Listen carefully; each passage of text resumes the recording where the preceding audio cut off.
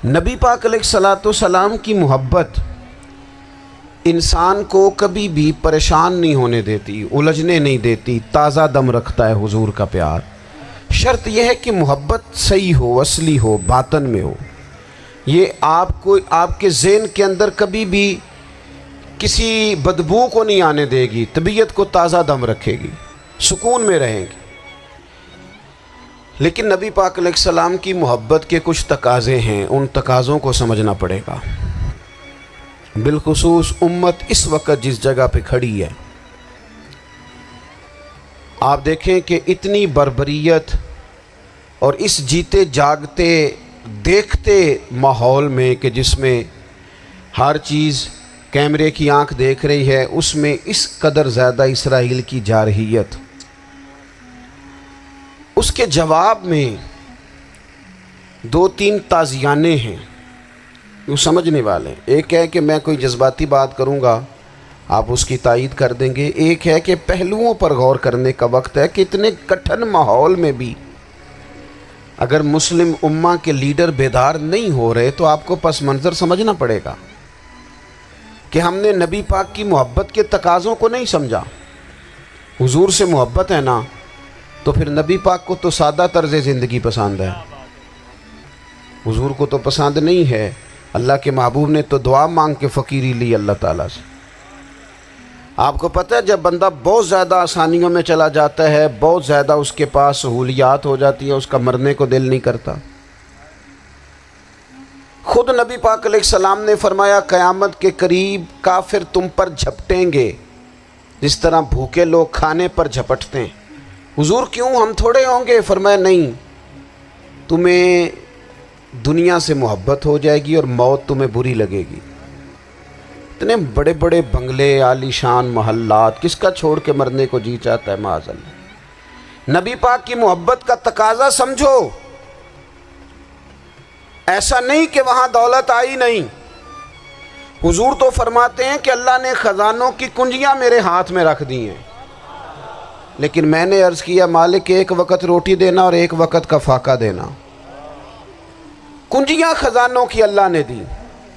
جب تک آپ اپنا طرز زندگی، یہ جو بہت دنیا کا پیار ہے نا، بہت زیادہ مرنے کی ہرس، یہ بہت زیادہ جینے کی ہرس، تو اللہ تعالیٰ نے قرآن پاک میں یہودیوں کا طریقہ بیان کیا کہ وہ کبھی مرنے کی تمنا نہیں کریں گے کیونکہ جینے کی ہرس رکھتے ہیں۔ نبی پاک علیہ السلام کے غلاموں، طرز زندگی جب تک سادہ نہیں ہوتا اور جب تک یہ دنیا کے جھمیلوں سے کسی کو دولت دے کر پیچھے کر دیا جاتا ہے، کسی کو عہدہ دے کر چپ کرا دیا جاتا ہے، کسی کو اقتدار دے کر چپ کرا دیا جاتا ہے، رسول اللہ صلی اللہ علیہ وسلم کے سچے غلام ان ایک بات کی سمجھ آ گئی تھی کہ ہمیں ہمارے رب نے کہا ہے قل ان کنتم تحبون اللہ فاتبعونی یحببکم اللہ۔ اے محبوب آپ ان سے فرما دیں اگر رب سے محبت کرنا چاہتے ہیں تو آپ کی پیروی کریں، اللہ خود ان سے محبت فرمائے گا جب رب بھی ان کا ہو جائے گا، جب رب بھی ان کا کی محمد سے وفاتوں نے تو ہم، یہ جہاں چیز ہے کیا، یہ لوح و قلم تیرے، اس کا کیا مطلب ہوا؟ لوح و قلم، قلم لکھتی ہے نا تقدیریں، مقدر فیصلے، تو لوح و قلم تیرے ہیں، اس کا مطلب یہ ہے کہ پھر رب کریم تیرے اوپر فضل کرے گا، اور وہ جن فیصلوں کی امت کو دیانت سے چاہت ہے اللہ اپنے فضل سے وہ فیصلے فرمائے گا۔ جب تک زندگی حضور کی غلامی کی طرف نہیں جاتی وہ اللہ تعالیٰ کی تائید نہیں پاتی۔ حضرت عبداللہ ابن حذافہ رضی اللہ تعالیٰ عنہ کو رومیوں نے قید کر لیا تھا، اور جب رومی آپ کو قید کر رہے تھے، پکڑ رہے تھے، جنگ میں کچھ موڑ ایسا آ گیا کہ بظاہر مسلمانوں کے قدم پیچھے ہٹ رہے تھے، تو 1000 آدمی نے، 100 آدمی نے مل کے آپ کے گرد گھیرا ڈالا اور بڑی مشکل سے آپ کو گرفتار کیا۔ جب بادشاہ کے سامنے لے گئے نا، تو بادشاہ سے اس کا سپہ سالار کہنے لگا کہ بندہ ضائع کرنے والا نہیں، یہ بات سمجھیں آپ۔ ہماری طبیعت کے مطابق جو بندہ پورا نہیں اترتا ہم ضائع کر دیتے ہیں۔ حالانکہ اگر آپ کو مخالف صف میں بندہ کام کا نظر آئے تو آپ غور فرمائیں کہ یہ ہمارے قافلہ محبت میں کیسے شامل ہو سکتا ہے، اس کے لیے جد و جہد کریں تاکہ اس سے کام لیا جا سکے۔ اس نے کہا، روم کے بادشاہ نے، بندہ ضائع کرنے والا نہیں، وزیر نے کہا بادشاہ سے، اس نے کہا کیا کریں؟ کچھ ایسا کریں کہ یہ معاذ اللہ ہمارے دین میں آ جائے۔ اور قرآن مجید نے واضح کہہ دیا ہے کہ یہودی اور عیسائی تم سے راضی نہیں ہو سکتے حتی تتبع ملتہم، جب تک کہ تم ان کے دین کی پیروی نہ کرو، ان کو کسی طریقے سے معاذ اللہ عیسائی بنایا جائے۔ تو بادشاہ کہنے لگا 2-3 چیزیں ہیں جس سے کوئی بندہ بھی خریدا جا سکتا ہے، کر لیتے ہیں بات۔ اس نے سب سے پہلے حضرت عبداللہ ابن حذافہ سے کہا کہ جتنے پیسے آپ کہیں گے آپ کو ملیں گے، آپ اس دین میں آ جائیں معاذ اللہ۔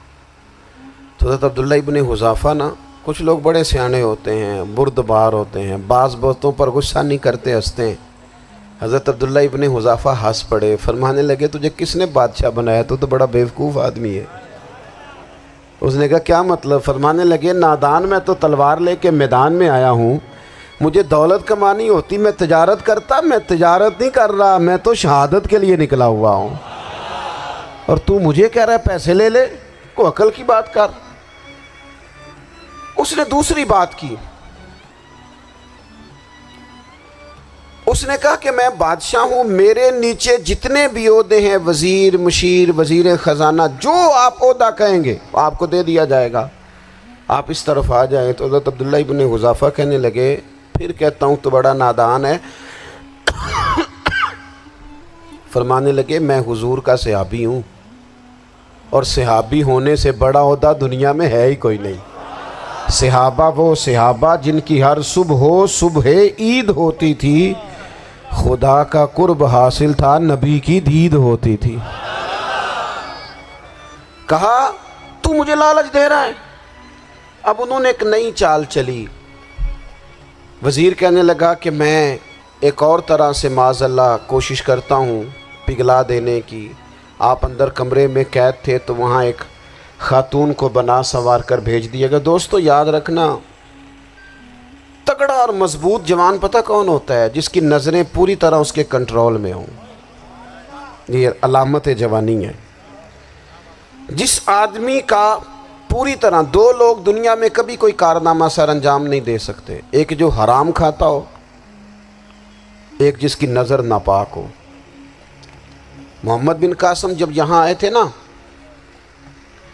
تو ایک دن بڑے پریشان تھے، تو ایک بزرگ کہنے لگے آپ کیوں پریشان ہیں؟ کہنے لگے راجہ دہر سے مقابلہ ہے، اور ہماری فوج تو سندھ کے رستے بھی نہیں جانتی، زبان بھی نہیں جانتی، لڑیں گے کیسے؟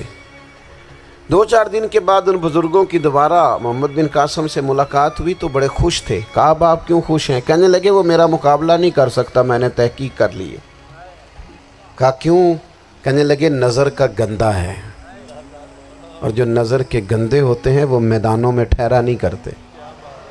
میدان کے لیے نکلنے کے لیے پاک جوانی کی ضرورت ہوتی، تطہیر مزاج ہونا ضروری ہوتا ہے، پاکیزہ افکار اور سچی اور سچی ستھری سوچوں کا ہونا ضروری ہوتا ہے۔ اس لیے فرمایا کہ میرا مقابلہ نہیں کر سکتا۔ حضرت عبداللہ ابن حذافہ کمرے میں تھے تو وزیر کی بیٹی اندر سجی سنوری پہنچ گئی۔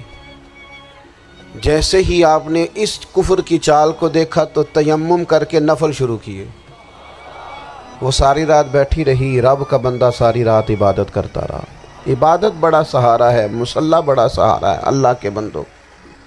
صبح دروازہ کھولا، وزیر نے اپنی بچی سے پوچھنا چاہتا تھا رزلٹ کیا نکلا، تو وہ کہنے لگی پیچھے ہٹ جا، اب تیرا میرا تعلق کوئی نہیں، میں نے نبی پاک کا کلمہ پڑھ لیا۔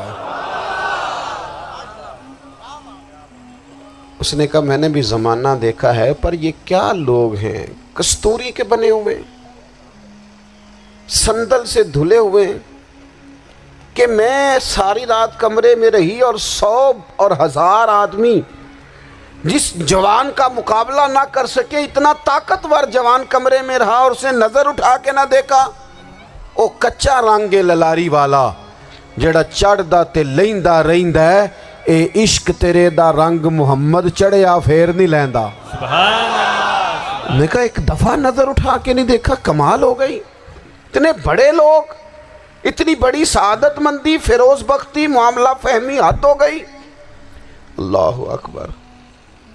دوستو بادشاہ جب پوری طرح ہار گیا نا، اس نے کہا مار دو۔ تیل گرم کیا ایک کڑاہی میں، اور جب آپ کو اس میں ڈالنے لگے تو آپ کی آنکھوں میں آنسو آ گئے۔ بادشاہ کا خیال ہوا شاید نرم ہو گئے ہیں، کہنے لگا روئے کیوں؟ فرمانے لگے سوچتا ہوں جان ہی ایک ہے، کتنا مزہ ہے اس کی راہ میں جان دینے کا، کتنی لذت ہے اس کے نام پر مرنے میں، کتنا لطف ہے۔ جے تو چڑھیا اتے دار بھی نہیں تے جے تو وکیا عشق بازار بھی نہیں، تے ایڈا سستا سودا پیار بھی نہیں، تے ایڈا سستا لبدا یار بھی نہیں۔ کئی جنگل گانے پیندے نی، کئی دوزخ لنگنے پیندے نی، جے وہ اس ملوں بھی مل جاوے ایدوں سستا ہور بپار بھی نہیں۔ تے کچھ سمجھ نہ آوے لوکاں نوں وہ کادے نال شہید کرے، ڈٹھی یار دے ہاتھ تلوار بھی نہیں، پر او دا خالی جاندہ وار بھی نہیں۔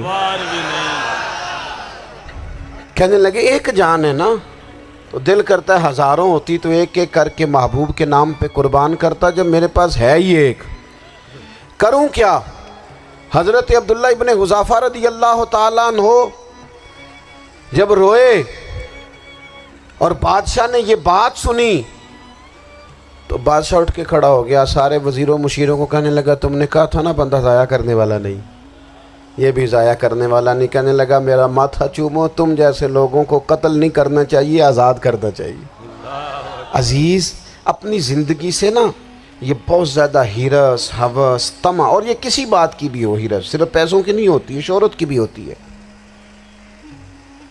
یہ بیماری انسان کو اقتدار کی بھی ہوتی ہے، تعریف کی بھی بیماری ہوتی ہے، یہ سارے نقص ہوتے ہیں لوگوں کو، اور معاذ اللہ بعض جبوں کبوں کے اندر بھی ہوتے ہیں، وہاں بھی پنپتے ہیں۔ اپنی زندگی جب تک اس سادگی میں نہیں لاؤ گے جو رسول پاک نے عطا فرمائی ہے، جب لوگ آسانیوں میں پوری طرح الجھ گئے تو پھر وہ دور ہوئے اور کفر چڑھ گیا۔ دوسری بات، اللہ کے محبوب صلی اللہ تعالی علیہ وسلم کی محبت ہم سے تقاضا کرتی ہے کہ ہم اس مشن کے لیے کام کریں جس مشن کے لیے رسول پاک نے کام فرمایا ہے۔ ہم سارے کام بڑی مضبوطی سے، سوچ سمجھ کے، تدبر سے، حکمت سے، تقاضوں کو مد نظر رکھتے ہوئے کرتے ہیں سارے کام۔ دین کے کام میں ہمارا مزاج نہیں ہوتا، او ہو جائے گا جی، آپ بسم اللہ پڑھیں جی، شروع کریں جی۔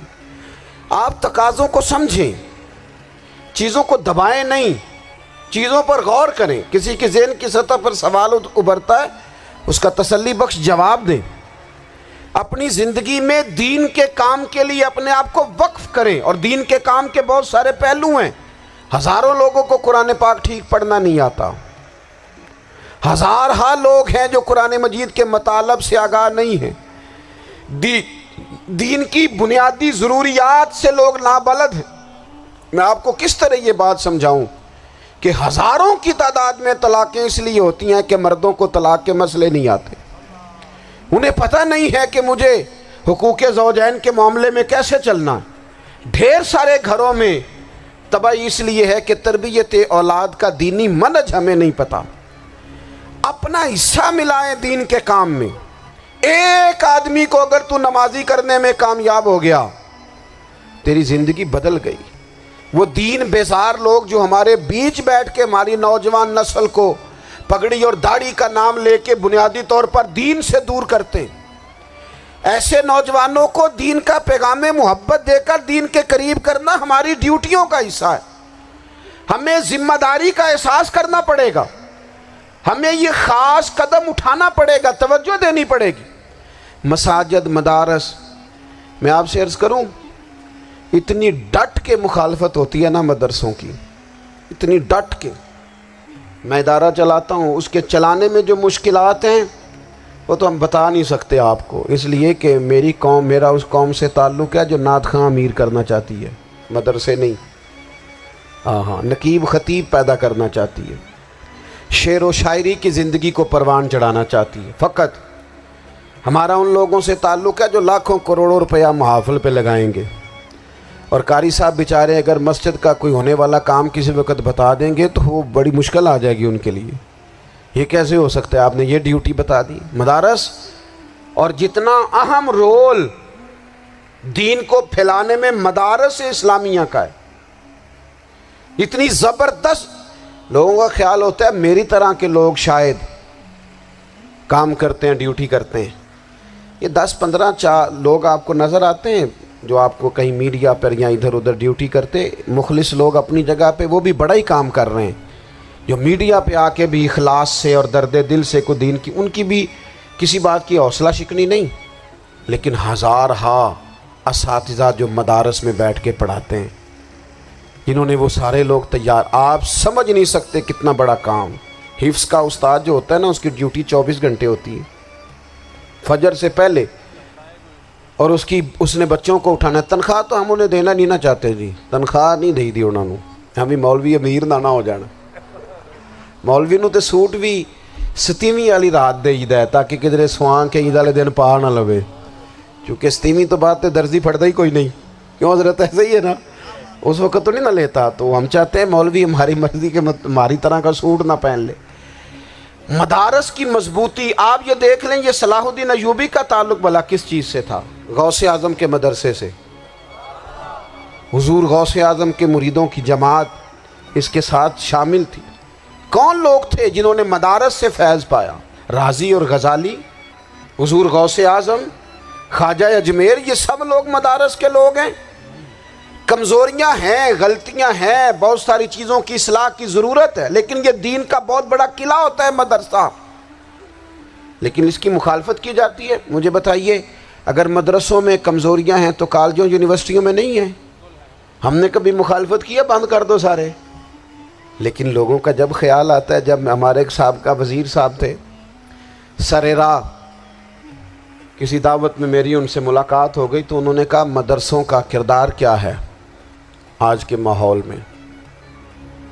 میں نے انہیں کہا کہ مختلف کورسز آپ کراتے ہیں نا, تو اس کے لیے پھر مختلف ویکنسیز ہوتی ہیں جہاں بچوں کو مدرسے کا کورس کرایا جاتا ہے, تو استاد بننا ہوتا ہے, اس نے خطیب بننا ہوتا ہے, مسجد کی ڈیوٹی کرنی ہوتی ہے. میں نے کہا آپ بالکل کوئی حکومت سرپرستی نہیں کرتی, لیکن اللہ کا فضل ہے. کبھی آپ نے حکومت سے سنی ہے جس میں جمعے والے دن مولوی نہ ملا ہو جمعہ پڑھانے کے لیے؟ کبھی آپ کو رمضان میں ایسی مسجد ملی ہے جس میں قرآن مجید سنانے کے لیے حافظ نہ ملا ہو؟ یہ ہو سکتا ہے کسی حافظ کو مسجد نہ ملے. تو مدارس کے ذمے جو کام تھا, مدارس نے جم کے کیا ہے اور ڈٹ کے کیا اللہ کے فضل سے. اور مدارس کے لوگوں کو بھی کمزور نہیں پڑنا چاہیے, کبھی کسی وزیر مشیر مالدار کے روب میں نہیں آنا چاہیے, قطعاً نہیں. کیوں کہ یہ وہ عظیم لوگ ہیں رسول اللہ صلی اللہ علیہ وسلم کے دین کے غلام, کہ ابھی ایک لفظ نہیں پڑا ہوتا الف با تا سا, پہلے دن گھر سے نکلتے ہیں تو حضور فرماتے ہیں اللہ کے فرشتے ان کے پیروں کے نیچے پر بچھا بھی دیتے ہیں. پہلے دن اتنا بڑا اعزاز ملتا ہے. تو حضور کی محبت کا تقاضا ہے, دین کا کوئی کام کیا جائے. ایک خاتون مسجد نبوی شریف میں جھاڑو دیتی تھی, پر کوئی کام تو کرتی تھی نا. اور کس مسجد میں؟ جہاں 70,000 فرشتے صبح آتے ہیں, 70 شام آتے ہیں. اس مسجد میں وہ خاتون جھاڑو دیتی تھی. بخاری ہے, جب ان کا انتقال ہو گیا, صحابہ نے سوچا کہ حضور کو تکلیف ہوگی, بغیر بتائے جنازہ پڑھ دیا.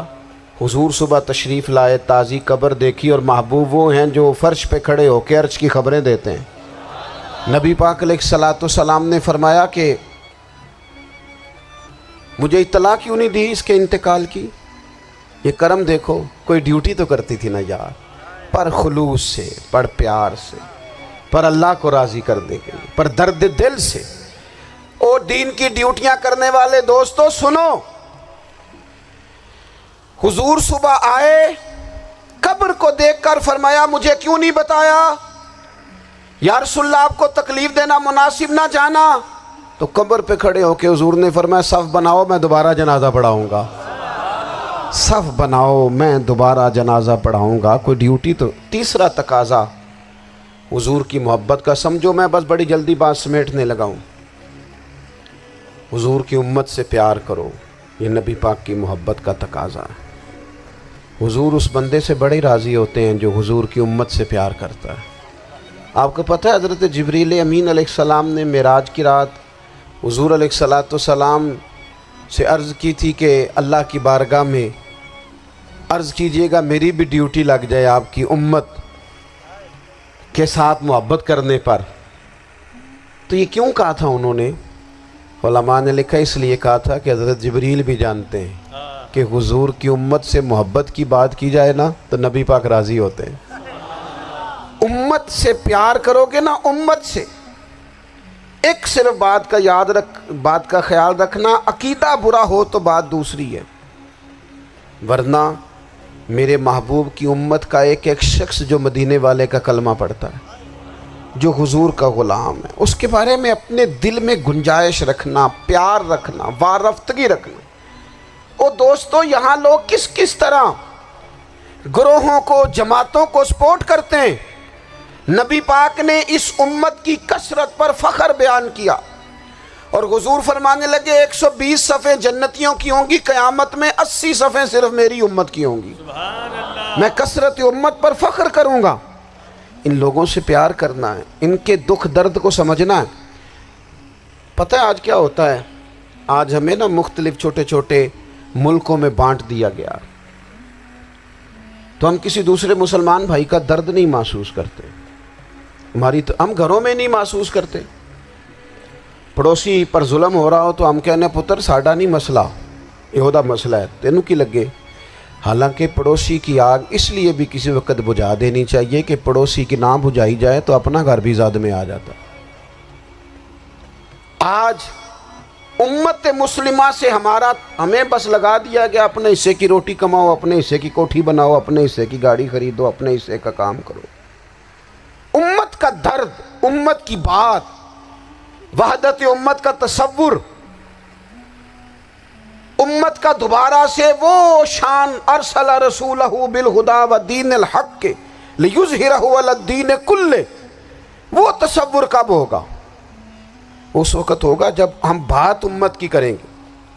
نبی پاک علیہ السلام نے فرمایا مسلمان کی مثال ایک جسم کی طرح ہے، جسم کے ایک حصے کو تکلیف ہو تو سارا آزمائش میں آ جاتا ہے۔ مجھے بتاؤ یہ انگلی درد کرتی ہو، یہ انگلی جسم کا حصہ ہے نا، تو میرا خیال ہے دماغ یہ کہہ دے گا کہ انگلی کی درد ہے نا منو کی لگے، دل کہہ دے گا کوئی نہیں ٹینشن لینے، انگلی کا مسئلہ ہے نا۔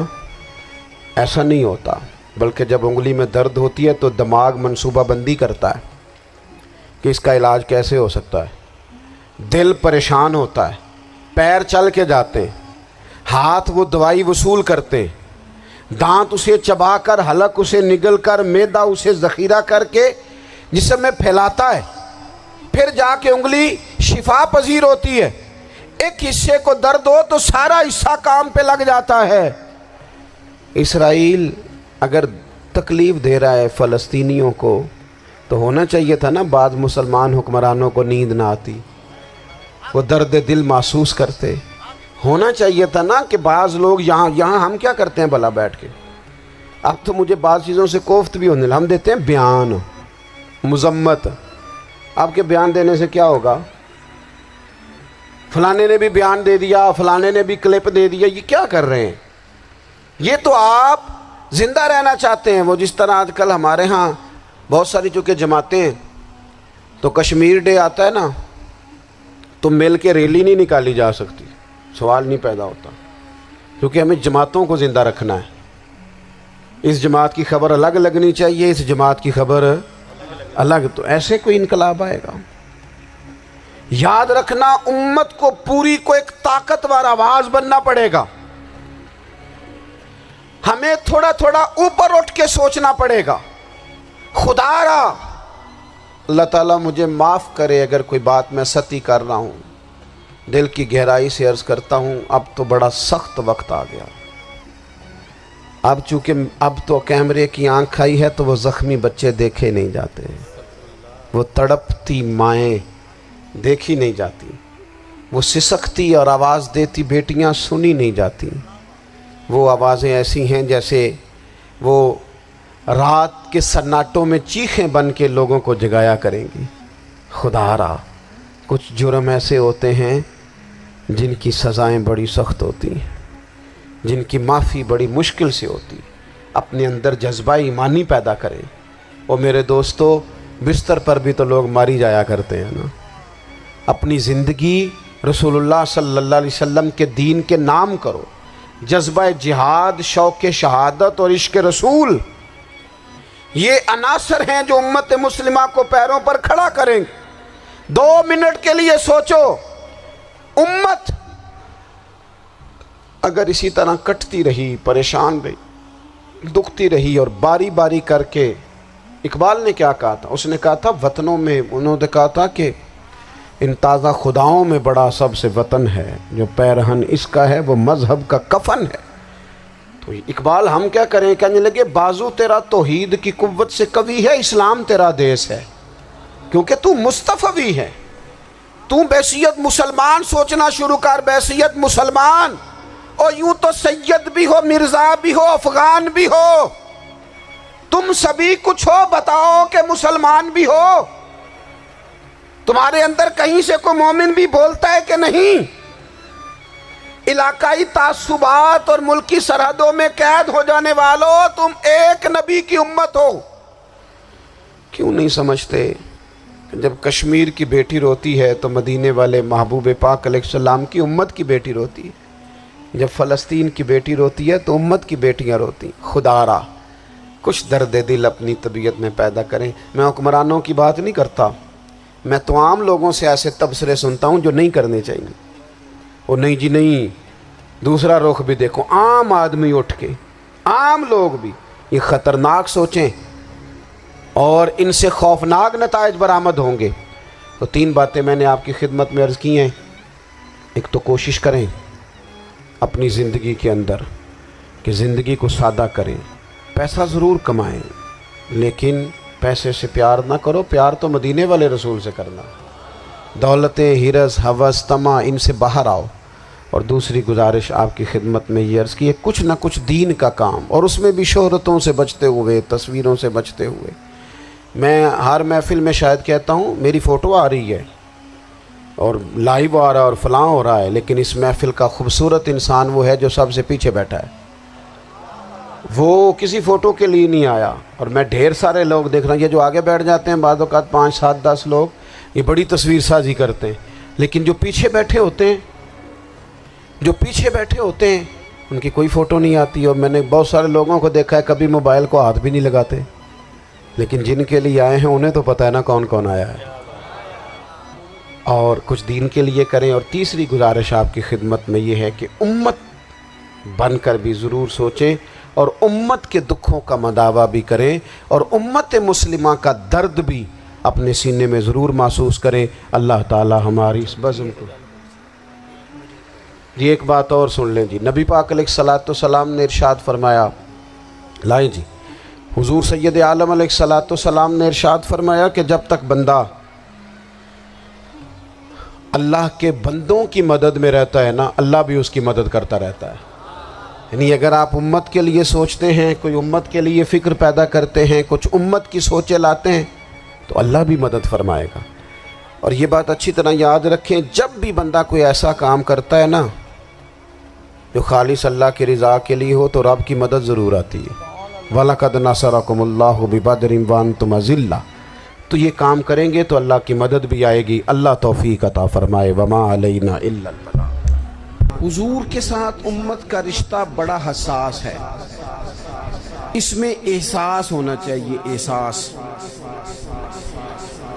کچھ رشتے ایسے ہوتے ہیں جو رشتے تو ہوتے ہیں پر ان میں احساس نہیں ہوتا۔ اور بیٹا پانی والے آپ بھی 2 منٹ بیٹھ جاؤ یار، اللہ آپ کو خوش رکھے۔ گرمی تو بڑی شدید ہے، لیکن کئی دفعہ کوئی پانی پیے نا تو اسے دیکھ کے بھی پانی پینے کو دل کرتا ہے، اس طرح بھی ہوتا ہے۔ شدت ہوتی ہے رشتوں میں۔ ایک بندے نے ساری زندگی لڑائی کی ہے، بڑا سخت گیر تھا، مزاج کا بڑا تلخ تھا، جس کو مرضی ڈانٹ دیتا تھا، لوگ کہتے تھے بڑا سخت ہے۔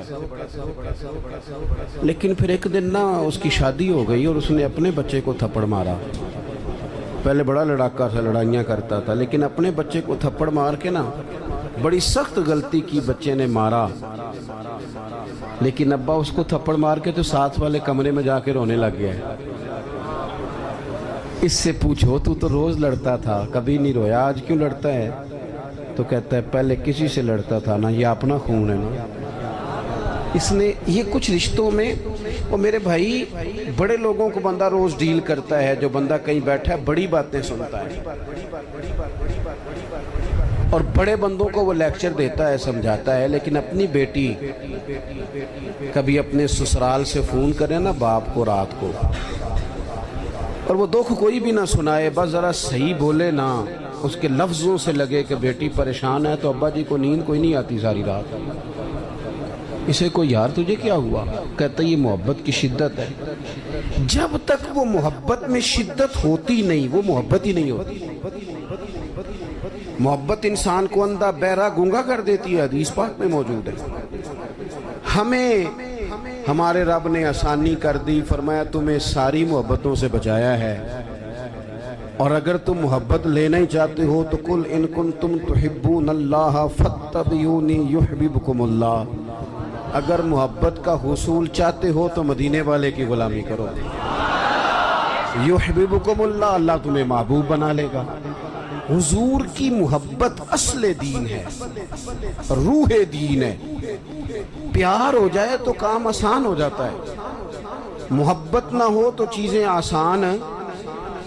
آپ کو اگر کسی بندے سے پیار ہو جائے تو اس کا شکوہ بھی آپ نہیں کرتے، اور میں نے دیکھا ہے کہ محبوب کی غلطی بھی لوگوں کو غلطی نظر نہیں آتی، حالانکہ ہوتی ہے۔ عام دنیا کے جو محبوب ہیں، کوئی فرشتے تو نہیں نا، کر جاتے ہیں غلطیاں، لیکن نظر ہی نہیں آتی، چونکہ پیار جو ہو گیا ہے۔ حضور کی جو محبت ہے وہ بندے کو نا اس کا جینا مزیدار کر دیتی ہے۔ یہ بڑے سارے لوگ جو کہتے ہیں نماز میں دل نہیں لگتا، تلاوت میں دل نہیں لگتا، تبلیغ نہیں ہوتی، تو اصل مسئلہ پتہ کیا، انہیں محبت نہیں ہوتی۔ محبت ہو جائے نا، آپ کا کام آپ کا شوق بن جائے نا۔ کچھ بندے ایسے ہوتے ہیں وہ رات کو ٹیلی فون کریں تو بندہ کہتا ہے کہ نہ ہی چکنا پائے، اور کچھ فون کریں تو بندے کہتے ہیں جناب سوتے ہو، کہتے نہیں جی نہیں تسی گل کرو۔ او بھائی 2 بجے سارے سوئے ہوتے، کہتے نہیں ایسی گل ہی کوئی نہیں، تسی حکم کرو۔ کیوں؟ محبت ہے۔ بخاری شریف کی حدیث سنیں گے تو میری بات مضبوط ہو جائے گی۔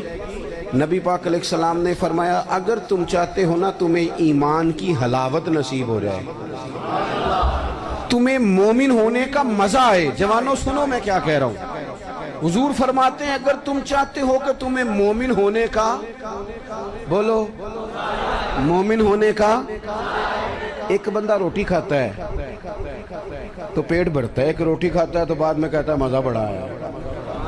ایک مومن ہوتے ہیں اور ایک ایسے مومن ہوتے ہیں جسے مومن ہونے میں مزہ ہی آ جاتا ہے، یعنی ذائقہ نصیب ہوتا ہے کہ کمال ہے کہ ہم مومن ہیں۔ حضور سید عالم صلی اللہ علیہ وسلم نے فرمایا جو چاہتا ہے کہ مومن ہونے کا مزہ آئے، سارے چاہتے ہیں حضور مسلمان ہونے کا مزہ آ جائے، تو فرمایا 3 کام کرو۔ یا رسول اللہ کون کون سے؟ فرمایا ایک تو ہر چیز سے بڑھ کر رب رسول سے پیار کرو۔ کس سے بڑھ کر جی؟ میری طرف دیکھو، کس سے بڑھ کر؟ سچ بول رہے ہیں نا ہم سارے، پکی بات ہے۔ ہم لوگ نا نعرے لگاتے ہیں، صحابہ جو نعرہ لگاتے تھے وہ حقیقت پر مبنی ہوتا تھا۔ حضرت عمر یعنی اتنا بڑا آدمی کہ کریم فرمانے لگے میرے بعد اگر نبی ہوتے تو خطاب کے بیٹے عمر ہوتے۔ حضرت عمر نے حضور کی بارگاہ میں آ کے سچ بولا، عرض کی یا رسول اللہ آپ مجھے ہر شے سے زیادہ پیارے ہیں، پر مجھے اپنی جان آپ سے زیادہ پیاری ہے۔ یہاں تو لوگ بغیر سوچے سمجھے بات کر دیتے، کہتے مینوں ہر شے تو زیادہ حضور نال پیار ہے، تو 5 نمازاں پڑھیا کر کے دعا کرو، دعا کرو میں شروع کر دیا ہوں۔ میں نے کہا تھوڑی دیر پہلے تو کہہ رہا تھا مجھے نبی پاک سے پیار ہے، اور حضور تو فرماتے ہیں امتی نماز پڑھے تو میری آنکھیں ٹھنڈی ہوتی ہیں، تیرا دل ہی نہیں کر رہا حضور کی آنکھیں ٹھنڈی ہوں، یہ کیسا پیار ہے؟ او بھائی حضور سے پیار ہے، فل پیار ہے، تو تم حضور جیسا چہرہ بنا نا، داڑھی کیوں نہیں رکھتا؟ کہنا میں گناہ گار بہت ہوں. چلو جی تو گناہ گار در رہا تو روٹی نہ کھایا کر. گناہ گار کا معنی اگر کوئی شے چھوڑنی ہے گناہ کی وجہ سے تو داڑھی ہی چھوڑنی ہے. خدا کے بندو نوجوانوں اگر ویسے تم اچھے لگو تو لوگ کہتے ہیں پیارے لگ رہے ہو, اور داڑھی کے ساتھ بندہ اچھا لگے تو لوگ یہ نہیں کہتے کہ جنا سونا لگ رہا ہے پیارا لگ رہا ہے. داڑھی کے ساتھ اچھا لگے تو پتہ کیا کہتے ہیں, کہتے ہیں کڈا نورانی چہرہ ہے. آپ کی تعریف دیکھو کتنی روحانی ہو گئی ہے, نورانی چہرہ ہے. حضرت عمر نے کہا حضور میں گھر بیٹھ کے سوچ کے آیا ہوں قبیلہ بھی آپ سے بڑھ کے ہے, سرداری بھی یا رسول اللہ معاذ اللہ مجھے آپ بڑھ کے ہیں سرداریوں سے قبیلوں سے, آپ مجھے اولاد سے بڑھ کر ہیں, آپ مجھے مال سے بڑھ کر ہیں, میں ہر شے قربان کر دوں گا, لیکن یا رسول اللہ صلی اللہ علیہ وسلم مجھے لگتا ہے میری جان مجھے آپ سے زیادہ پیاری ہے. انہوں نے سچی بات کی تھی تو حضور نے بھی فوراً فتویٰ دیا, یہ نہیں فرمایا آہستہ آہستہ ہو جائے گا صحیح, یہ نہیں فرمایا, فوراً فتویٰ. محبوب نے ان کے سینے پہ دست شفقت رکھا, فرمایا عمر ابھی ایمان نہیں مکمل ہوا. حضرت شیخ محقق کہتے ہیں یہ حضور کے دست پاک کا ہی فیض تھا کہ حضرت عمر فوراً بولے, کہنے لگے حضور آپ حکم کریں میں جان قربان کرنے کو بھی تیار ہوں. تو نبی پاک نے فرمایا اگر چاہتے ہو مومن ہونے کا مزہ آئے تو ہر چیز سے بڑھ کے اللہ رسول سے پیار کرو, ہر چیز سے بڑھ کر بولو. بند کر کے دیکھو نماز کے وقت, آپ اپنی دکان بند کر کے تو دیکھو بلا, کئی دفعہ زیادہ گاہک آتے ہیں نماز کے ٹائم, یہ بھی امتحان ہے, لیکن بند کر کے تو دیکھو لطف آئے گا. آپ 2-4 کام رب رسول کے لیے کر کے تو دیکھے مزہ آئے گا. دین کا کام بھی اگر کوئی ریاکاری کے طور پہ کرے تو وہ کام بھی تکلیف دیتا ہے, چاہے دین کا ہی ہو. لیکن اگر بندہ جھاڑو بھی دے مسجد میں پر دے اللہ کی رضا کے لیے تو وہ سکون دے جاتا ہے بندے کے دل کو. تو ہر چیز سے بڑھ کر اللہ رسول سے پیار کریں گے تو ایمان میں مزہ آئے گا. اور دوسرا میرے نبی پاک علیہ السلام نے فرمایا جس سے بھی پیار کرو نا رب رسول کے لیے ہی کرو, تمہیں مومن ہونے کا مزہ آئے گا. ابو بکر صدیق سے پیار کرو تو اللہ رسول کے لیے, حضرت عمر سے پیار کرو تو اللہ رسول کے لیے, حضرت عثمان غنی سے پیار کرو تو اللہ رسول کے لیے, حضرت مولا علی سے پیار کرو تو امام حسن سے, امام حسین سے, کل صحابہ سے, حتیٰ کہ حضرت سیدنا امیر معاویہ سے رضی اللہ تعالیٰ عنہ. حضور کے ہر صحابی سے محبت ہو کس لیے, اللہ رسول کے لیے. اور آپ یہ پورا چیپٹر ہے ایک کہ اللہ کے لیے پیار کریں اور اللہ کے لیے کسی سے عداوت رکھیں, یہ ذہن بنائیں. ہم نے نا بہت سارے رٹے ذات کے ڈال لیے, ان سے نکل آئیں ورنہ زندگی رک جائے گی, بے قرار ہو جائے گی. اگر کوئی صلاحیت ہوگی بھی تو اس سے فائدہ کوئی نہیں ہوگا. محبت رسول تب حاصل ہوتی ہے جب ساری محبتیں اللہ رسول کے لیے ہو جائیں. اور تیسرا میرے نبی پاک علیہ السلام نے فرمایا مومن ہونے کے بعد دوبارہ کفر کی طرف جانا تمہیں اتنا ناپسند ہو, اتنا ناپسند ہو جتنا بندے کو آگ میں جانا ناپسند ہوتا ہے. جب 3 باتیں تمہارے اندر پیدا ہو جائیں گی پھر تمہیں ایمان کا ذائقہ نصیب ہوگا, ایمان کا لطف نصیب ہوگا. میرے عزیز جب بندہ انشراح صدر کے ساتھ محبت کر لیتا ہے نا نبی پاک سے, پھر وہ نتیجے کے تکلف سے آزاد ہو جاتا ہے, رزلٹ کا خوف اس کی طبیعت سے نکل جاتا ہے. یہ حکومتیں, یہ خلافتیں, یہ سارا کچھ بعد میں آئی ہیں. آپ کو پتہ ہے مکہ مکرمہ میں منافق کوئی نہیں تھا, مکے میں جو مومن تھا پکا مومن تھا. کیوں بھلا, وہاں مومن ہوتے ہی مار کھانی پڑتی تھی, تو جو آتا تھا پکا ہی آتا تھا. مار کھانی پڑتی تھی, روڑے کھانے پڑتے تھے, اذیت سہنی پڑتی تھی. اور وہ چونکہ حضور سے پیار کر کے آئے تھے تو معاشرے نے ان پر کوئی اثر نہیں کیا. ہمارے اوپر سوسائٹی اثر کرتی ہے, معاشرہ اثر کرتا ہے, کوئی اثر نہیں کیا ان پر. ادھر والے کلمہ پڑھتے ہیں نہیں پڑھتے, ادھر والے پڑھتے ہیں نہیں پڑھتے, پرواہ کوئی نہیں. ابو بکر صدیق صبح و شام کلمہ پڑھتے ہیں. آپ بھی تھوڑا سا نا آزاد ہو جاتے ہیں جب حضور سے محبت کر لیتے ہیں نا, تو پھر باقی ساری محبتیں خود بخود حضور کی محبت کے تحت ہو جاتی ہیں۔ ایک بزرگ تھے، وہ فرمایا کرتے تھے میں کبھی گھر نہ جاتا، بچوں کے پاس نہ جاتا، کبھی ماں باپ کی خدمت نہ کرتا، میں تو یہ سارے کام اس لیے کرتا ہوں کہ مجھے رسول اللہ نے بھیجا ہے، یہ میری ڈیوٹیاں نبی پاک نے لگائیں گے، تو میں تو گھر بھی جاؤں نا، گھر والوں کے حقوق بھی ادا کروں، تو اس میں بھی محبت رسول شامل ہے، کیونکہ حضور نے میرے آپ آزاد ہو جاتے ہیں۔ اعلیٰ حضرت فاضل بریلوی رحمۃ اللہ علیہ فرماتے ہیں ورنہ تو دماغ میں کوئی نہ کوئی اضطراب رہتا ہی ہے، اندر کوئی نہ کوئی آگ تو لگی رہتی ہے، دولت کی، شہرت کی، فوٹو کی، کوئی نہ کوئی مصیبت تو بنی رہتی ہے نا ہمارے اندر۔ اعلیٰ حضرت کہتے ہیں یہ جو حضور کی محبت ہے نا، اس کے صدقے جاؤں، یہ ساری آزمائشوں سے نکال دیتی ہے۔ اعلیٰ حضرت کہتے ہیں اے عشق تیرے صدقے جلنے سے چھٹے سستے، جو آگ بجھا دے گی وہ آگ لگائی ہے۔ اور یہ اتنی محبت غالب آ جاتی ہے کہ بندہ سکون میں آ جاتا ہے، باقی ساری محبتوں سے آزاد۔ حضرت سعد بن ابی وقاص رضی اللہ تعالیٰ عنہ، آپ اپنی والدہ سے بڑی محبت کرتے تھے، اور جس سے بندہ محبت کرتا ہے وہ آزمائش میں بھی ڈالتا ہے۔ کسی کو پتہ چل جائے نا یہ بندہ میری بات مانتا ہے تو پھر اللہ خیر ہی کرے، پھر لوگ وہ بھی منواتے ہیں جو نہیں منوانا چاہیے۔ تو حضرت سعد بن ابی وقاص کی اماں بڑا اعتماد کرتی تھی کہ میں جیسے کہتی ہوں میرا پتر کرتا ہے۔ حضرت سعد بن ابی وقاص نے نا رسول اللہ کا کلمہ پڑھ لیا، حضرت سعد کی والدہ بلیک میل کرنے لگی، ایموشنل کرنے لگی، بھوک ہڑتال کر دی، کہنے لگی پتر جب تک تو کلمہ نہیں چھوڑتا میں روٹی نہیں کھاؤں گی۔ اور پورے قبیلے میں مشہور تھا کہ اماں جو کہے جناب سعد کرتے، ایک دن، 2 دن، 4 دن، 3 دن اماں نے روٹی نہیں کھائی، جگہ جگہ باتیں ہو رہی ہیں۔ اماں کا خیال تھا میرے پتر نے باز آ ہی جانا ہے، پر وہ کچا رانگے للاری والا جڑا چڑھدا تے لیندا رہندا، اے عشق تیرے دا رنگ محمد جدوں چڑھ جائے پھر نہیں لیندا۔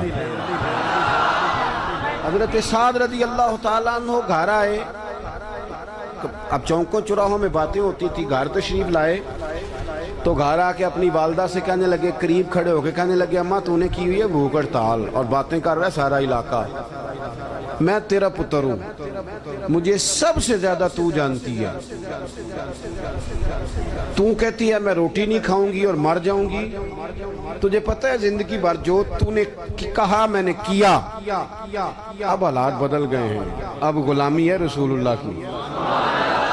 کہنے لگے اماں تیری ہو 1000 جان اور ایک ایک کر کے ساری نکل جائے تو میری طرف سے نکل جائے، میں مدینے والے کا کلمہ نہیں چھوڑ سکتا، میں حضور کا کلمہ نہیں چھوڑ سکتا۔ وہ کچا رانگے للاری والا جڑا چڑھدا تے لیندا رہندا، اے عشق تیرے دا رنگ محمد جدوں چڑھ جائے پھر نہیں لیندا۔ پکا ہو جاتا ہے انسان، لیکن شرط یہ ہے محبت ہو، نیرا نارا نہ ہو، نیرا نارا نہ ہو۔ یہاں ہمارے سیاستدان بھی کہتے ہیں ساڑھے نولے بڑا عاشق رسول کیڑا ہونا ہے، وہ صحیح ہے جی، ہم نے کب دعویٰ کیا کہ آپ چھوٹے ہیں، آپ بہت بڑے ہیں، پر کوئی قوم کے حال پہ بھی رحم کھائیں، کوئی خدا سے ڈریں، مر جانا ہے، دنیا چھوڑ جانی ہے۔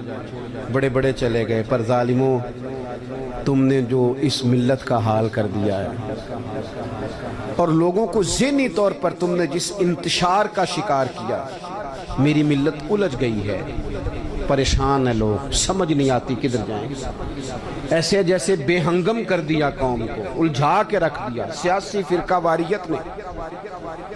اور میں ان جوانوں سے بھی کہوں گا جو گاڑیوں پہ سیاسی جماعتوں کے جھنڈے لگاتے ہیں، رب سے ڈر جاؤ، ان ظالموں کے ظلم میں شریک نہ ہو۔